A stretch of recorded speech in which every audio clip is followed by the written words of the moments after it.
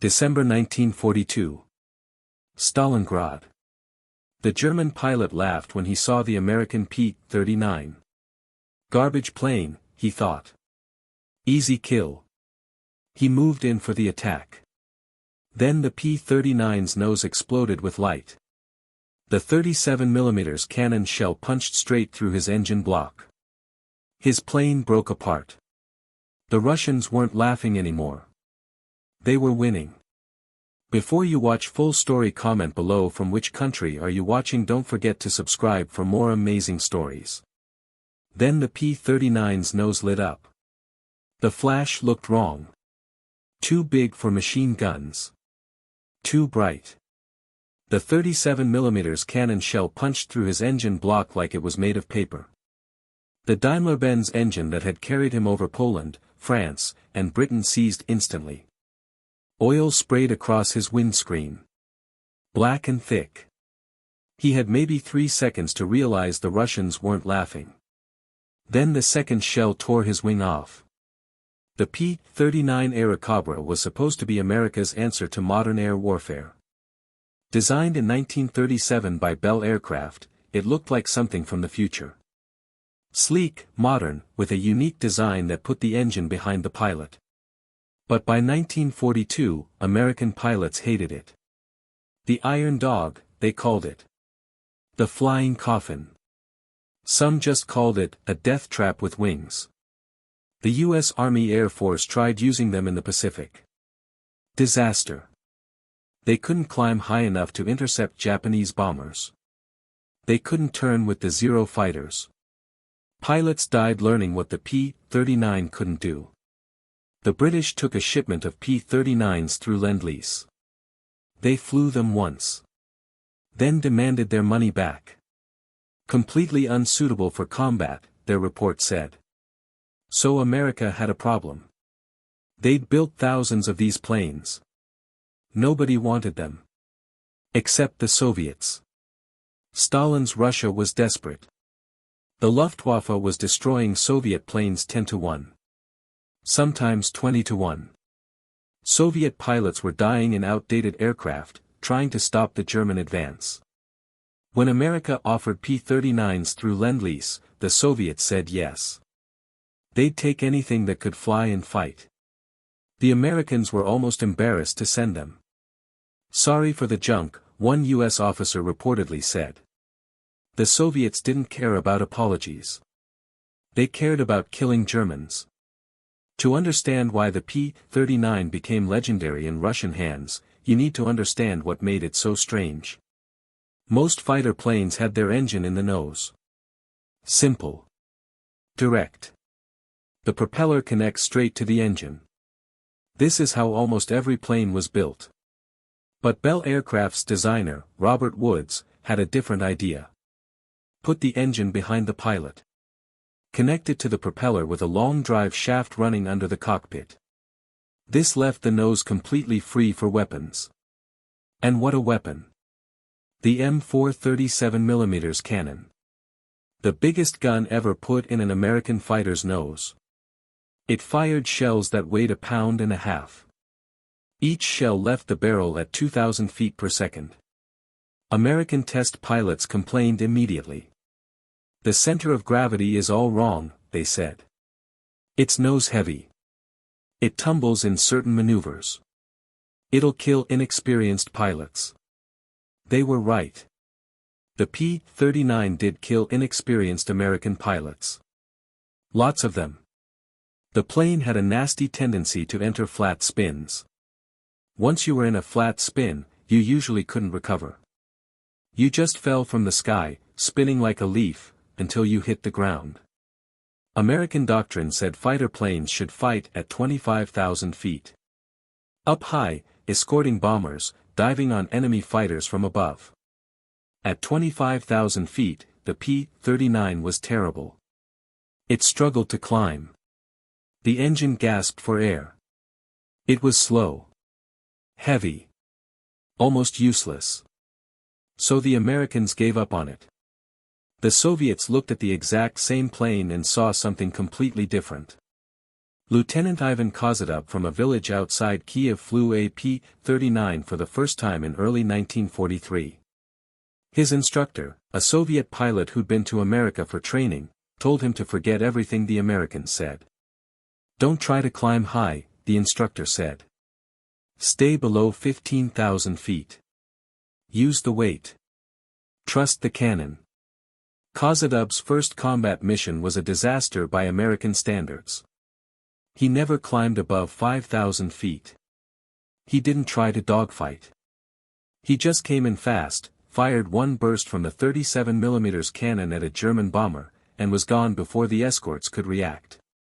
The German bomber fell in two pieces. Kozadub learned something that day. The P-39 wasn't built for the war America was fighting. It was perfect for the war Russia was fighting. The Eastern Front was different. Most air combat happened low. Really low. Sometimes at treetop level. Dog fights over tank battles. Strafing runs on supply columns. Close support for ground troops. Up at 25,000 feet, the P-39 was useless. Down at 5,000 feet, it was deadly. The Soviets started stripping their P-39s. Out came the heavy radio equipment that didn't work with Soviet frequencies. Out came the wing-mounted machine guns. Some pilots even removed the armor behind their seats. Every pound saved meant better performance where it mattered. A stripped P-39 could hit 350 miles per hour at low altitude. Faster than anything Germany had down low. The Soviet mechanics called it tuning for our war. American mechanics who saw this were horrified. "You can't just remove safety equipment," they protested. The Soviets disagreed. The engine behind the pilot was armor enough. The 37mm cannon was the heart of the P-39's deadly reputation. American pilots complained about it constantly. "It's too slow," they said. "Only fires 3 rounds per second.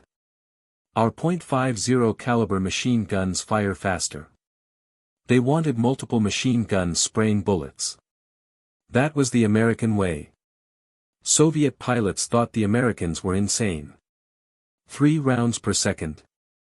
Each round could destroy a tank. Who needed more than that? Captain Alexander Pokryshkin from Novosibirsk became the Soviet Union's expert on the 37mm cannon. Before the war, he'd been a factory worker. He understood machines. He understood physics. He developed a formula: 1 pass. 1 shot. 1 kill. The 37mm didn't need multiple hits. 1 good hit would do. He practiced constantly. Not spray and pray like American doctrine taught. Precise, calculated shooting. Get close. 300 yards maximum. Aim carefully. 1 shell. A German Bf-109's engine. 1 shell destroyed it completely. A Ju-87 Stuka dive bomber. 1 shell could cut it in half. A Focke-Wulf 190. 1 shell through the cockpit or engine, and it was over. German pilots started calling it Stalin's hammer. Not because of the sound. Because of what it did. One Soviet pilot described it perfectly: the 37mm doesn't shoot bullets. It throws sledgehammers. The psychological effect was huge. German pilots knew that 1 hit from a P-39 meant death. Not injury. Not damage. Death. You couldn't limp home with a 37mm hole in your plane. You went down. Hard. German bomber crews began refusing missions if P-39s were reported in the area. They'd face fighters. They'd face anti-aircraft fire. But P-39s with that massive cannon? That was different. Alexander Pokryshkin didn't just master the cannon. He created an entirely new way to fight. American fighter tactics in 1943 were based on altitude advantage. Climb high. Dive on the enemy. Use speed from the dive to escape. Pokrishkin threw all that away. He developed what he called the formula: height, speed, maneuver, fire. But his height meant 3,000 feet, not 20,000. His speed meant maximum velocity at low altitude. His maneuver meant one sharp turn, not a prolonged dog fight. His fire meant one burst from the cannon, not spraying ammunition. He painted this formula on the side of his plane. German pilots who saw it and lived started calling him the Siberian Tiger. His tactics worked because they matched the P-39's strengths. The plane was heavy. Around 8,000 pounds fully loaded. American pilots saw this as a weakness. Pokrishkin saw it as a weapon. Use the weight, he taught his pilots. Come in low and fast. The P-39's weight gives you momentum. The Germans can't escape you in level flight at low altitude. One pass with the cannon. Then extend away using your speed. Don't try to dogfight. Don't try their vertical maneuvers. While they're climbing, you're already gone. Setting up another attack run. A young pilot named Ivan Babik from Kiev learned these tactics from Pokrishkin. On his fifth mission, he encountered 3 German Bf-109s. Old tactics said he should climb. Try to gain altitude advantage. Dogfight if necessary. Babik followed Pokrishkin's formula instead. He stayed low. Built speed. Came in fast on the lead Germans 6 o'clock. One burst from the 37 mm. The German's engine exploded. The other 2 Germans climbed, trying to gain advantage for a dive attack.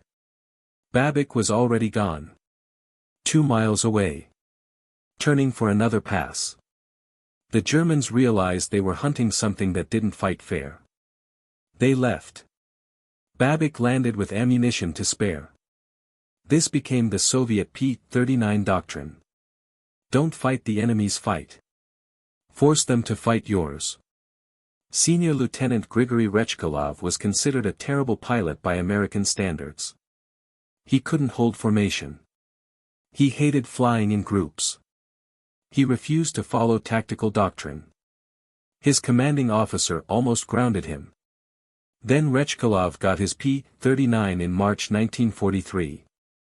Suddenly, none of his flaws mattered. He hunted alone. Stalking German transport planes at dawn. Using clouds and the sun for cover. The 37 mm cannon meant he didn't need to get close. 400 yards was killing range. By May, he had 12 kills. By July, 30. The Germans put a bounty on him specifically. Any pilot who shot down the P-39 with the White Eagle would get immediate leave and an Iron Cross. Nobody collected that bounty.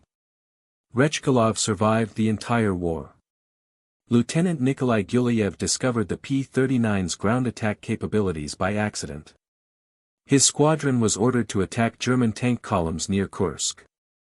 They were supposed to use bombs. Small bombs that rarely did much damage. Gulyayev had a different idea. He dove on a German Panzer IV tank at a 45-degree angle. Fired one shell from the 37 mm into the tank's thin top armor. The tank exploded. He destroyed 6 tanks in one day using this method. His mechanic painted tank silhouettes on his plane next to the aircraft kills.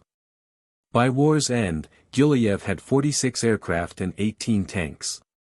The P-39 is a flying artillery piece, he said. You don't dogfight in it. You hunt in it.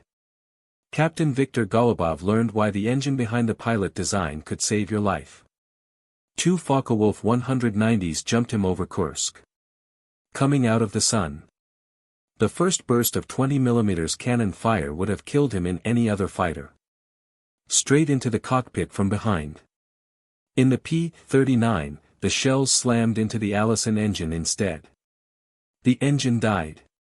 Started smoking. But Golubov was alive. He put the nose down. Used gravity and the P-39's weight to build speed. Made it 8 miles to Soviet lines before belly landing in a wheat field. The farmer who pulled him from the wreck couldn't believe he'd survived. The back of Golubov's seat looked like Swiss cheese from shrapnel. But every round had been stopped by that engine block behind him. The design the Americans called backwards had saved his life. By early 1943, the Luftwaffe realized the P-39 wasn't a joke anymore. They developed specific tactics for fighting them. This itself was an admission of respect. Stay high, they told new pilots. Never follow a P-39 below 3,000 feet. If you see one climbing, that's your chance. They climb like bricks. But if one gets on your tail at low altitude, dive straight for the ground. Dive hard. Past 400 miles per hour if you can. The P-39's controls lock up at high speed. Of course, pulling out of a 400 miles per hour dive at low altitude had its own problems. But it was better than taking a 37mm shell in your engine. Major Hans Kruger from Munich had 28 kills when he encountered his first P-39s in February 1943. He was leading 4 Bf-109s, escorting Stuka dive bombers hitting Soviet tanks. The P-39s came from nowhere. Not from above, where fighters were supposed to attack. But level. Fast. Out of the forest. The first pass destroyed 2 Stukas before Kruger even realized they were under attack. He rolled, tried to engage. But the P-39s were already gone. Using their speed to extend. Setting up another run. It was like fighting someone who refused to follow the rules, Kruger wrote in his report. When he finally got one in his sights, he understood why the Soviets loved them. Even climbing, even slow, the P-39 was stable. Predictable. The Soviet pilot wasn't fighting his plane. He was looking back at Kruger. Timing his brake perfectly. When Kruger fired, the P-39 simply rolled left and dove. By the time Kruger followed, the Soviet was gone. Lost in the ground clutter. Kruger survived the war. His post-war interview was revealing. We learned to fear the P-39. Not respect. Fear. When you saw that big cannon in the nose, you knew the pilot wasn't playing games. He was there to kill you. Altitude didn't matter. Tactics didn't matter. He came at you like a guided missile with a human brain. The Battle of Kursk in July 1943 was the P-39's finest hour. The Germans launched Operation Citadel. Their last major offensive on the Eastern Front. The Luftwaffe put up everything they had. Nearly 2,000 aircraft. The Soviets met them with everything they had. Including 3 Guards regiments flying P-39s. The battle over Prokhorovka became the largest tank battle in history. Above it was perhaps the largest concentrated air battle of the war. In 8 hours of continuous fighting, P-39s flew over 300 sorties. Captain Kirill Yevstigniev from Moscow led 12 P-39s against a formation of 87 Stuka dive bombers. They were escorted by Bf-109s. Traditional tactics said hit the fighters first. Then go after the bombers. Yevstigniev ignored tradition. His P-39s punched straight through the fighter screen. Taking losses. Accepting damage. Just to get at the Stukas. The 37mm cannons turned the dive bombers into flaming wreckage. One shell could cut a Stuka in half. In 4 minutes, they destroyed 17 dive bombers. The German tank crews below, counting on air support, watched their Stukas rain down like burning snow. Lieutenant Dmitry Glinka was flying his P-39 on his 3rd sortie that day. He was exhausted. His plane had taken hits on the previous mission. 3 bullet holes in the left wing. 1 in the tail.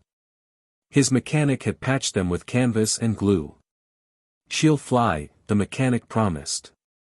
"Just don't pull too hard." Glinka took off anyway. The battle needed every plane.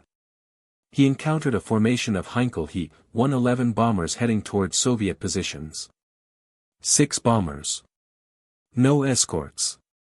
The German fighters were all engaged elsewhere. Perfect targets. Glinka came in from below. The sun behind him. The German gunners never saw him until it was too late. The first bomber took a 37mm shell in the left engine. The engine exploded. Tore itself off the wing. The bomber rolled and fell. Second bomber. Shell through the cockpit. The entire nose section disintegrated. Third bomber. The pilot saw Glinka coming. Tried to evade. The 37mm shell caught him in the belly. The bomb load exploded. The bomber became a fireball. Glinka's cannon was empty. 3 rounds. 3 bombers. He still had his machine guns. He closed on the 4th bomber. Raked it from tail to nose with .50 caliber fire. The bomber started smoking. Losing altitude. Going down. The remaining 2 bombers scattered. Running for home. Glinka let them go. He was out of ammunition. Low on fuel. His patched plane was shaking. He landed back at base 20 minutes later. His commanding officer was waiting. For bombers? The officer asked. 3 confirmed, Glinka said. 1 probable. In 1 pass. Glinka nodded. The 37mm doesn't miss, sir. That night, German units reported that their bomber formations had been massacred. High Command demanded to know what happened. The answer came back, P-39s with those massive cannons. Stories like Glinka's were repeated hundreds of times during Kursk. Soviet P-39 pilots hunting German aircraft like predators. Using speed. Using surprise. Using that devastating cannon. The numbers from that day still seem impossible. Soviet records claim 334 German aircraft destroyed. German records admit to 159 lost. The truth was somewhere between. But either number was catastrophic for the Luftwaffe. Many of those kills came from P-39s. Flying low. Using their weight and firepower. Refusing to be drawn into high-altitude battles they couldn't win. One Soviet pilot, his ammunition exhausted, rammed a German bomber with his P-39's reinforced nose. Both planes went down. The Soviet pilot survived. Pulled from his crashed plane by tank crews who'd watched the whole thing. He was flying again 3 weeks later. In a P-39. After Kursk, the Germans never recovered air superiority on the Eastern Front. The P-39 had proven it wasn't just a ground attack aircraft. It was a bomber killer. A fighter destroyer. A weapon that changed the balance of the air war. Of the top 10 Soviet aces, 6 flew P-39s as their primary aircraft. These weren't propaganda numbers. Soviet kill confirmation requirements were stricter than American or British standards. They required witness confirmation. Often from ground forces. Sometimes from captured German pilots. Ivan Kozadub shot down 62 German planes. Most of them in his P-39 that he called, "my faithful friend." He was offered newer Soviet planes many times. Yak-3s. La-7s. Even captured German fighters. He always refused. The P-39 kept me alive through 600 combat missions, he said. Why would I change? Alexander Pokrishkin got 59 confirmed kills in his P-39. He developed the tactics that made the plane legendary. He trained dozens of pilots who became aces themselves. The Germans put a specific price on his head. 100,000 Reichsmarks to any pilot who shot him down. Nobody ever collected. Pokrishkin flew his last combat mission on May 8, 1945. The war was ending. He shot down a German fighter that apparently hadn't heard. It was his 59th kill in the P-39. Grigory Rechkalov, the pilot who couldn't follow formation, ended the war with 65 kills. Almost all in his P-39 with the White Eagle. These men became heroes of the Soviet Union. The highest honor their country could give. They didn't fly the newest planes. They didn't have the best equipment. They flew a plane the Americans had rejected. And they became legends. The Soviet mechanics who kept P-39s flying deserve their own story. They worked in conditions that would have grounded any American squadron. 40 degrees below zero. No heated hangars. Often no proper tools. Sometimes no replacement parts. They improvised everything. Gaskets from leather. Hydraulic lines from captured German equipment. Cannon shells from melted-down church bells. Staff Sergeant James Morrison was an American mechanic sent to Russia to train Soviet ground crews on P-39 maintenance. He couldn't believe what he saw. They fixed a damaged propeller blade with a piece of railroad track and a blowtorch, he reported. That repair held for 60 combat missions. Soviet mechanics learned the Allison engine better than Americans knew it. The engine was finicky in Pacific heat. But in Russian cold, it ran perfectly. At 20 degrees below zero, the Allison loved the temperature. It ran smoother. More power. Better reliability. American mechanics worried about the liquid cooling system. One bullet in the radiator and you're done. Soviet mechanics learned that if you kept the engine running, even at idle, the cooling system rarely froze. Even at night, under camouflage, one man would start each engine every 2 hours. Run it for 5 minutes. Keep the oil from turning to sludge. In the morning, when German planes struggled to start, the P-39s were ready. The mechanics also loved the engine behind the pilot design for a different reason. When you needed to work on the engine, you didn't need to remove the entire nose section like on normal fighters. Just pop open a few panels. The engine was right there. Field repairs that took hours on other planes took minutes on the P-39. One mechanic, a former railroad engineer named Sergei Antonov, kept his squadron's P-39s flying for 14 months without a single engine overhaul. He'd figured out how to adjust the engine to run on low-grade fuel. Captured German fuel. Sometimes alcohol mixed with aviation fuel when they were desperate. The engines knocked. Smoked. Ran rough. But they ran. The Russian winter of 1943–44 was one of the coldest on record. Temperatures dropped to 50 degrees below zero in some areas. German operations nearly stopped completely. Their planes wouldn't start. Fuel froze in the lines. Pilots suffered frostbite just trying to reach their aircraft. The P-39s kept flying. Sergeant Mikhail Baranov was a mechanic from Stalingrad. He developed techniques that kept P-39s operational in temperatures that should have been impossible. He wrapped the engines in blankets at night. Not regular blankets. Insulated covers sewn from parachute silk and stuffed with straw. He built small fires under the engine compartments. Carefully controlled.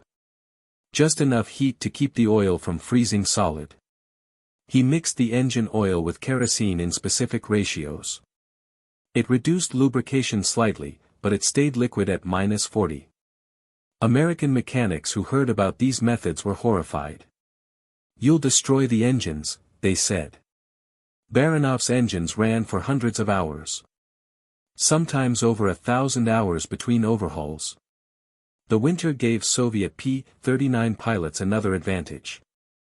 The Germans couldn't pursue effectively in extreme cold. Their planes were grounded most days. But P-39s could take off, hunt, and return before the temperature rose enough for German operations. Lieutenant Alexei Merciev became famous for a winter mission in January 1944. He was shot down behind German lines. Both his legs were severely injured in the crash. He crawled 11 miles through snow to reach Soviet lines. It took him 18 days. His legs had to be amputated below the knees. Most pilots would have been done. Finished. Career over. Mersiev demanded to fly again. The Soviet Air Force said no. Impossible. You need legs to fly a fighter. But the P-39's design made it possible. The car-style door was easy to enter. The tricycle landing gear meant smooth landings.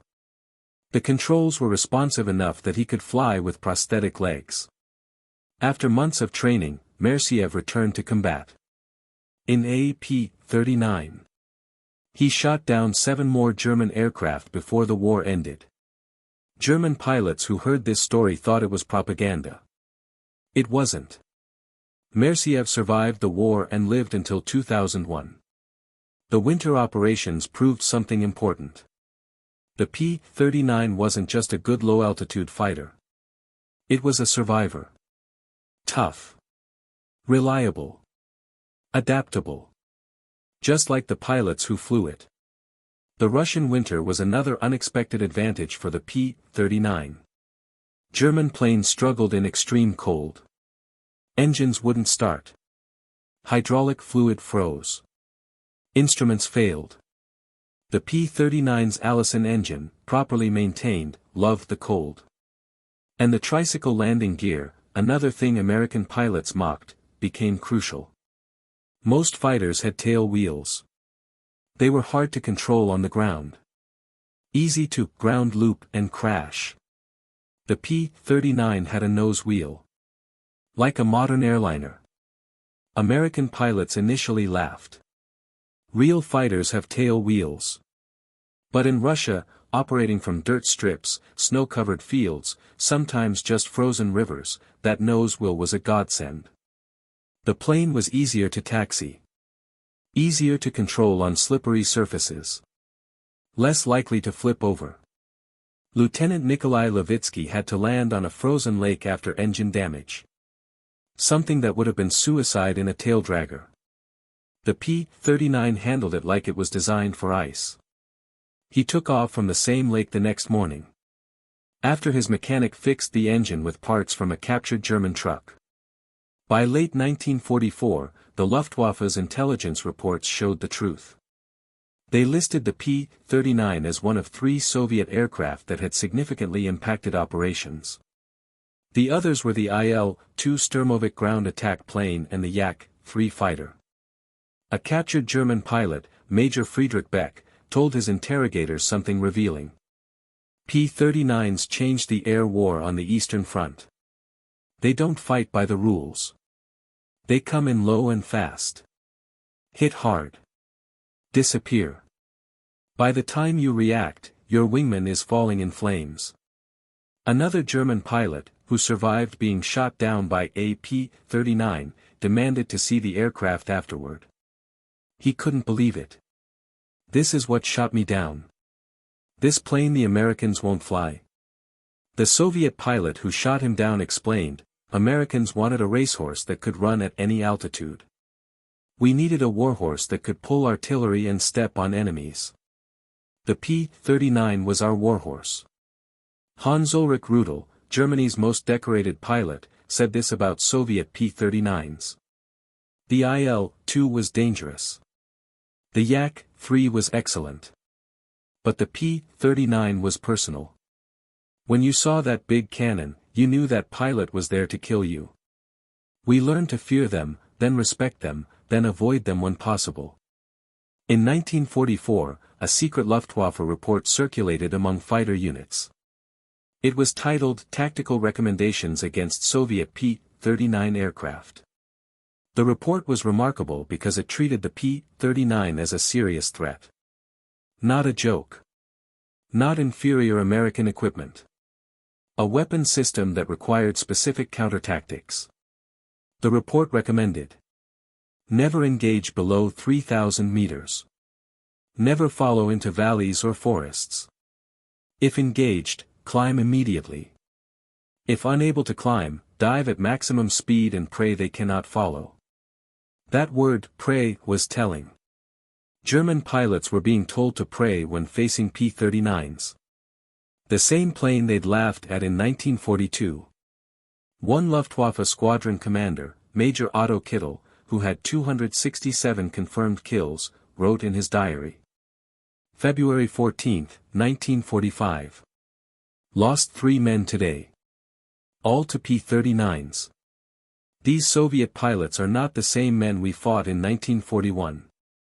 They're hunters now. And that American plane with the big cannon has made them deadly. Kittel was shot down and killed 2 days later. By a Soviet Yak-3. But his diary survived. His respect for the P-39 and its pilots was clear in every entry. The statistics tell the story.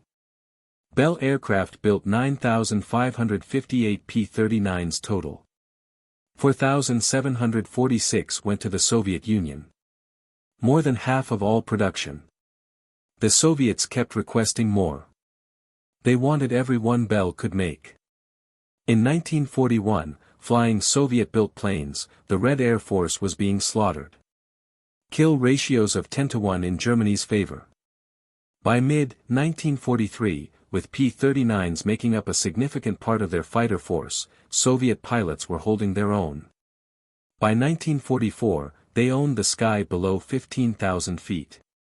Soviet pilots flying P-39s claimed over 4,000 aircraft destroyed. Thousands of tanks. Uncounted ground targets. These weren't propaganda figures. The kill confirmation system was strict. Often requiring physical evidence. After the war, captured German records confirmed what the Soviets had claimed. The P-39 had been one of their most dangerous opponents. The American reaction to Soviet P-39 success was mostly embarrassment. How could the plane they rejected become the mount of Soviet aces? How could the Iron Dog kill thousands of German aircraft? How could a failed design become legendary? Lieutenant Robert Johnson, who became an American ace flying P-47 Thunderbolts, flew a captured P-39 in 1946. He wanted to understand what the Soviets saw in it. His report was revealing. Below 10,000 feet, properly loaded, the P-39 is magnificent. Stable gun platform. Excellent visibility. Responsive controls. The 37mm cannon is devastating when you learn to use it. The tricycle gear makes landing easy. The car door makes emergency exit simple. Everything Americans complained about makes sense when you stop trying to make it something it isn't. But by 1946, it was too late. The US had moved on to P-47s and P-51s. The P-39 was history in American service. In Russia, it kept fighting until 1949. Today, only a handful of P-39s survive worldwide. Most are in museums. Static displays of what Americans consider a failed design. But in Russia, they're displayed differently. Not as failures. As heroes. At the Central Air Force Museum in Menino, a P-39 sits among the greatest Soviet aircraft of the war. The placard doesn't mention that Americans rejected it. It lists the aces who flew it. The battles it won. The Germans it killed. School children learn about the P-39 the way American children learn about the P-51 Mustang. As a symbol of victory. The story of the P-39 on the Eastern Front is ultimately about perspective. The Americans, looking up at 30,000 feet, preparing for strategic bombing, saw a failure. The Soviets, looking at German tanks crushing their villages, saw salvation. Same aircraft. Same engine. Same cannon. The only difference was who flew it, where they flew it, and why. The P-39 proved something important about war and technology. There's no such thing as a universally bad weapon. Only weapons used incorrectly. The P-39 was perfect for the Eastern Front. Low altitude. Short range. Ground attack. Cold weather. Everything Americans saw as flaws, Soviets saw as features. The engine behind the pilot. Better visibility forward. Protection from behind. The heavy weight. Momentum in attacks. Stability in shooting. The massive cannon. One-hit kills on anything it touched. The tricycle landing gear. Easy operations from rough fields. The same design that embarrassed Bell aircraft became the chariot of Soviet aces. The same cannon Americans called too slow became Stalin's hammer. The same plane that failed in American hands succeeded in Soviet hands. Not because of superior technology. Because of adaptation. The last confirmed kill by a P-39 in Soviet service came on August 19, 1945. During the invasion of Manchuria.